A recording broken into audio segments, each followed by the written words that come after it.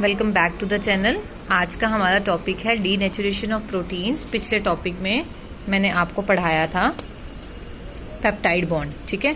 तो आज हम पढ़ेंगे डीनेचुरेशन ऑफ प्रोटीन। प्रोटीन को डीनेचर कैसे करते हैं और डीनेचुरेशन होती कैसे। So it is a process in which a protein loses its native shape due to the disruption of weak chemical bonds and interactions, thus becoming biologically inactive. So actual में क्या होता है, डीनेचुरेशन का मतलब होता है, देखो यहाँ से ही आपको पता चल रहा होगा, नेचुरेशन, नेचुरेशन मीन्स नेचर, ठीक है। डी नेचर कर देना उसको, जैसे उसकी ओरिजिनल अपनी शेप है उसको चेंज करके वो डी नेचर हो जाएगा, ठीक है। उसको बोलते हैं, मीन्स उसके स्ट्रक्चर का चेंज होना। डीनेचुरेशन ऑफ प्रोटीन का मतलब है प्रोटीन का जो अपना स्ट्रक्चर है वो चेंज हो जाए, ठीक है, उसको बोलते हैं हम डीनेचुरेशन। सो इन देखो जैसे एग्जांपल है, जैसे ये आपका ये प्रोटीन है, हम कोई भी प्रोटीन का स्ट्रक्चर ले लेते हैं, अपना स्ट्रक्चर बना हुआ है, लेकिन सपोज करो हमने इसको हीट किया, बॉईल किया, ठीक है।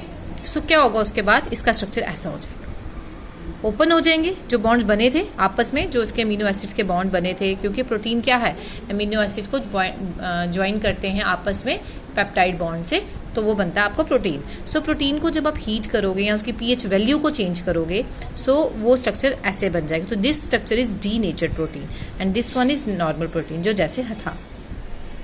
समझ आया आपको कि डीनेचुरेशन क्या होती है। डीनेचुरेशन होती है प्रोटीन के स्ट्रक्चर का चेंज हो जाना, उसके मॉलिक्यूल्स चेंज हो जाने, ठीक है, उसका जो बॉन्ड है वो टूट जाना, या आपस में उनके जो बॉन्ड जुड़े होते थे वो खुल जाने, उनको बोलते हैं डीनेचुरेशन ऑफ प्रोटीन। जैसे कि बॉइलिंग ऑफ एग, ठीक है। बॉइलिंग, आप एग को बॉईल करते हो, वो चेंज कर देता है उसकी फिजिकल प्रॉपर्टीज भी, बायोलॉजिकल प्रॉपर्टीज भी, स्ट्रक्चर डिफॉर्मेशन भी। कैसे, देखो जैसे एक अंडा है, अंडे को आप बॉईल करते हो, पहले वो लिक्विड फॉर्म में था, उसके बाद आपने उसको बॉईल किया तो वो सारा जो इंटरनल उसका एग यॉक था या दूसरा उसका लिक्विड था, वो सारा हार्ड फॉर्म में चेंज हो गया, ठीक है।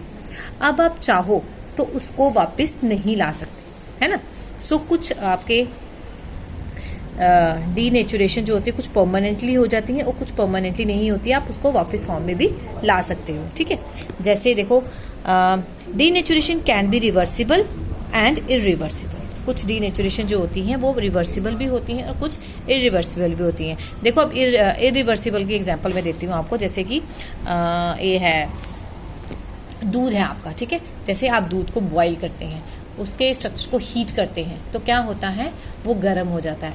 अब एट ए टाइम वो गर्म से ठंडा तो नहीं हो सकता, लेकिन जब वो दूध क्या होगा, गर्म करके जब आप उसको फिर से ठंडा होने दोगे तो फिर से अपनी शेप वापस ले लेगा, ठीक है। ठंडे में जो मॉलिक्यूल्स थे, जो उनका बॉन्ड था, वो फिर से हो जाएगा। जो बॉयल था तब वो बॉन्ड नहीं थे, लेकिन रिवर्स हो सकता है।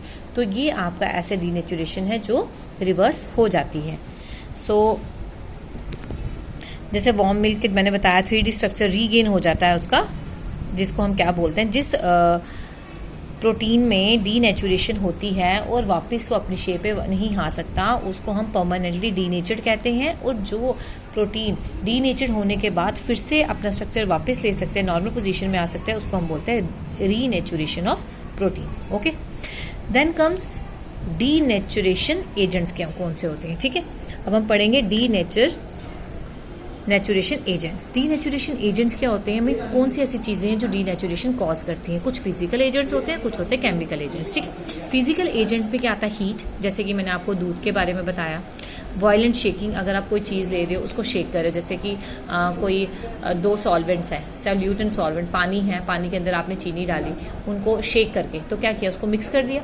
मिक्स करके तो क्या वो वापस चीनी अलग और पानी अलग हो सकता है, नहीं हो सकता, तो ये आपका होगा permanently denatured. So then hydrostatic pressure दे सकते हो। यूवी रेडिएशन, कोई चीज पड़ी है, आप उसको यूवी रेडिएशन देते हो। धूप से कोई चीज अगर सूख जाती, जैसे कि आप कोई पत्ते ले लो, ठीक है, ग्रीन लीफी वेजिटेबल ले लो, अगर आप उनको धूप देते हो या हीट देते हो कोई, तो क्या होता है, वो खराब हो जाती है ना, सूख जाती है। तो क्या वो सूखने के बाद फिर से वैसी हरी हो सकती, नहीं हो सकती।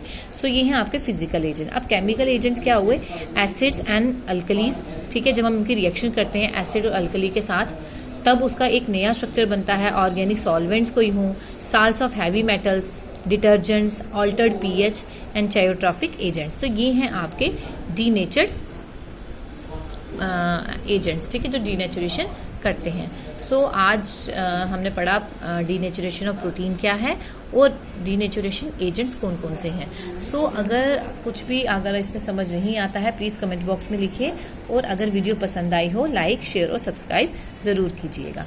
Thank you for watching my channel.